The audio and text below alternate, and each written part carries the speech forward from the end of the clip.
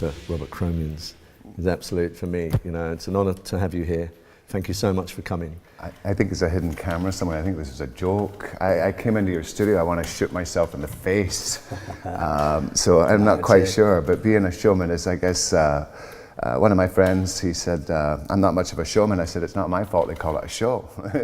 It's what it is. It's called do something. How this journey started? The reality here is my parents were in the restaurant business, so they wanted me to go into the restaurant. So from 16 to about 23, I had to work my family's dream, and I hated it. So I lived in Glasgow, Scotland. I would see a salon across the street. It was Irvin Rust's salon. All these kids would come into the bar with overalls on, looking high and tight. And I'm like, what are they doing? They go, they're hairdressers. I go, I want to do that.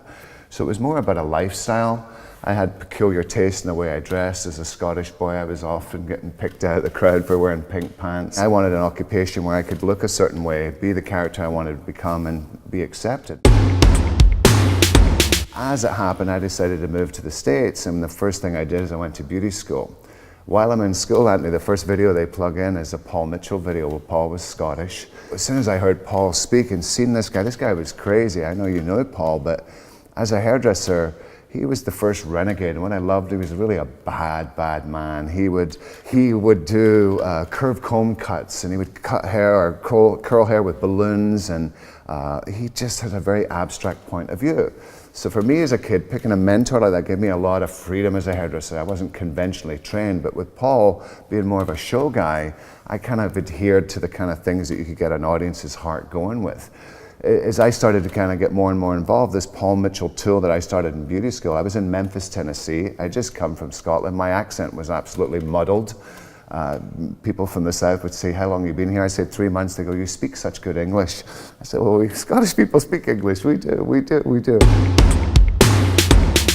And I got kind of lucky with the platform partner Paul had chosen. She sort of selected me.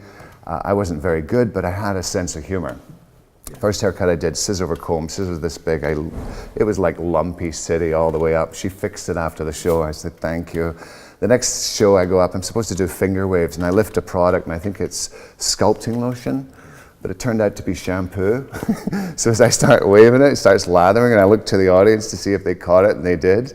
So I claimed it, and the audience laughed so hard. And people, I think, in hairdressing, they get very fearful.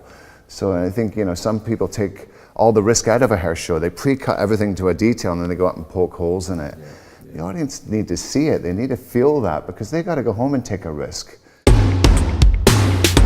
I started doing really little shows, and it's kind of like being a busker. I work on they call it the carpet or the pit, because you're working on the floor, and I know, you know, for some people they don't want to be there. I like it being there because that's where the people are.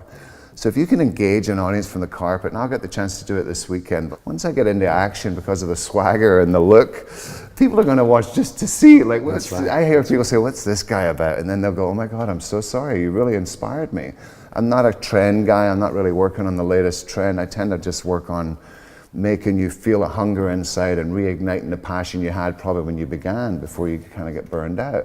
So, you know, the expectation, I think after a while, the audience come in partly to see what I'm going to do and then partly to hear what I'm going to say, but it all wraps around purpose. It's crazy with a purpose. So it's not just making them laugh, it's making them laugh and making a point with it. You know?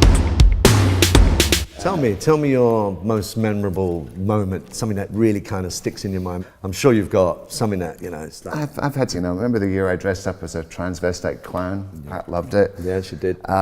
We walked out They were the show amazing. together. They were amazing shows. And Pat says, yours was my favorite. And Anthony had done a show that night, so I know that one of them slept on the sofa. And I remember you guys watching the rehearsal, and I had a stand-in, and you said, your show is amazing. I said, well, I'm actually doing the lip sync. My mom on her deathbed still believes I sang that night, and I didn't want to tell her.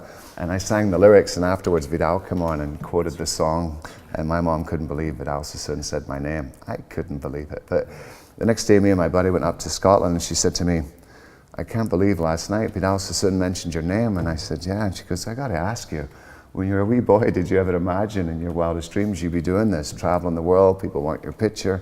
I said, Mom, as a wee boy, that's all I imagined. You know, you've always got to think of the audience. If you're going to sell something, only with the audience's permission. If you show them something that's unbelievable, that blows their mind, then you want to sell them a bottle of shampoo. I think that's fair. Yeah. But so often people go up there with their own intention. When I build a show, whether it's 10,000 people, people say, how do you build a show? I said, I start with the audience in mind. Yeah.